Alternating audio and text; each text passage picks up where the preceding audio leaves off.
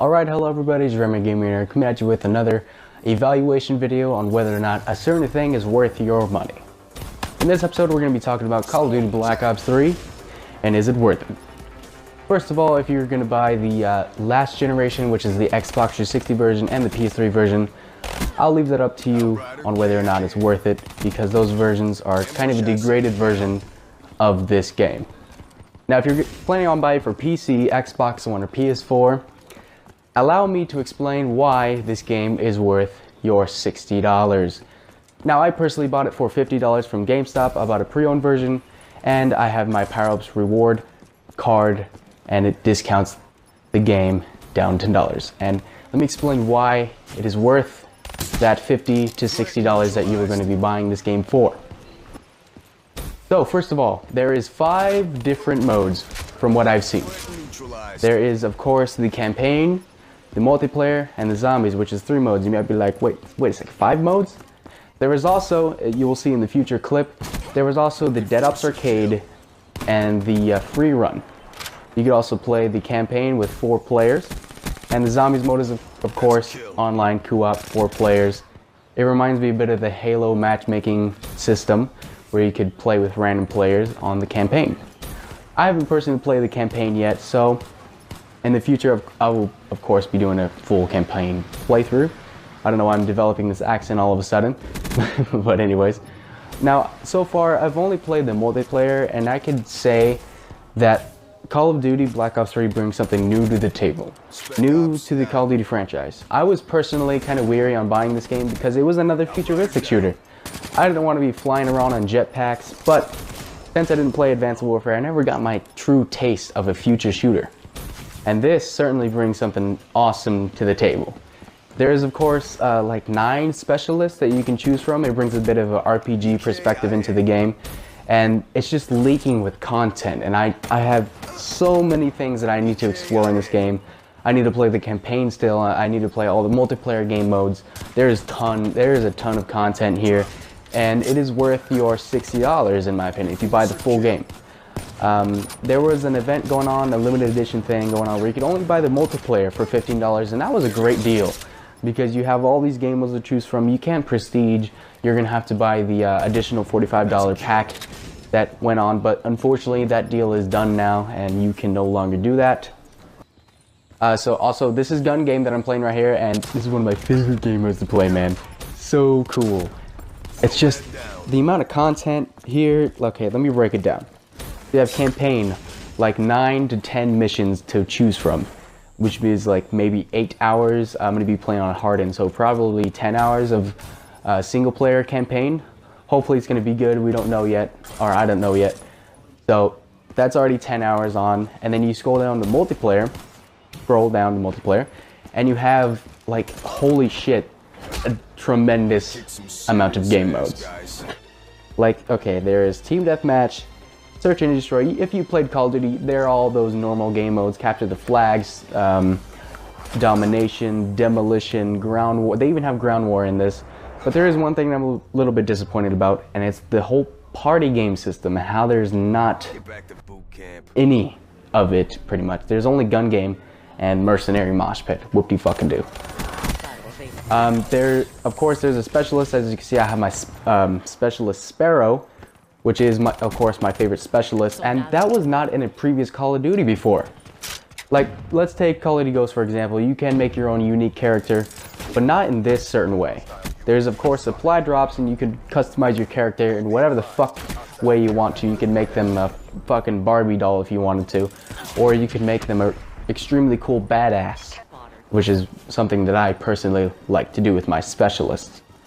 The specialist brings much more content to the multiplayer, which is basically the core of this game once you get past the single player, or even the co-op campaign, which is, of course, in Call of Duty Black Ops 3.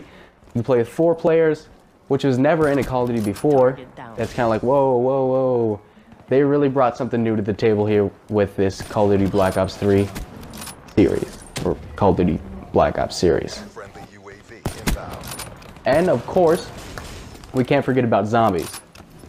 Zombies, there's only one map currently, but it's full of crap that I have not explored yet. I've only played like about 30 minutes of the zombies mode, and I plan to change that sooner or later. I'll probably live stream it in the future, but anyway, zombies. Okay, there's Easter eggs, there are secrets, there is places to explore, there's a story involved with it.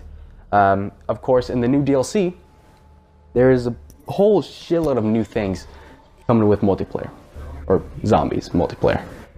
Now, right here, there's, of course, the 3 game modes that you see: campaign, multiplayer, zombies, and the bonus modes. The bonus modes, of course, consist of Dead Ops Arcade, Free Run, and the Nightmares, which is co-op campaign. The campaign is, I think it's 8 to 10 missions, 9 missions. There's also a ranking system, special achievements, probably some Easter eggs involved in there, and hopefully it's a juicy campaign. Now we're going down to multiplayer, and oh my, this is my favorite part of every Call of Duty game. The reason that it brings me back most of the time, except for Advanced Warfare. Fuck Advanced Warfare. There's public match arena, custom games, the specialists, like I said. There's the create a class, all these weapons. As you can see, I have my customized character right there to the way I want my character to be. There's class sets you can buy for even more variety to your play styles. All these type of score streaks for the multiplayer. I don't have everything unlocked yet since I'm a scrub lord. There's new score streaks added to multiplayer. There's a supply drop system which you earn basically from the multiplayer. I wanted to kind of cut out my dialogue so you can listen to them. Basically, crypto keys work out. The more you play the game, you earn them, you get supply drops, you can get epic items, rare items, legendary items, common items, or uncommon. And you can have all these cool little things for your character to customize your character, and there's all these different game modes. That's just the core game modes right there. There's also the hardcore game modes, which is a selection of the core game modes that is in Call of Duty, and the bonus, the gun game, the ground war, and the mercenary mosh pit. That's all in multiplayer right here. I haven't explored campaign yet. I'll talk about that sometime later probably. And there's arena mode, which is competitive Call of Duty.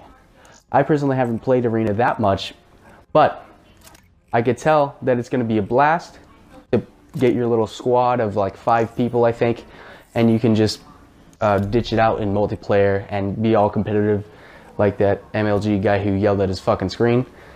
He was insane. He was insane.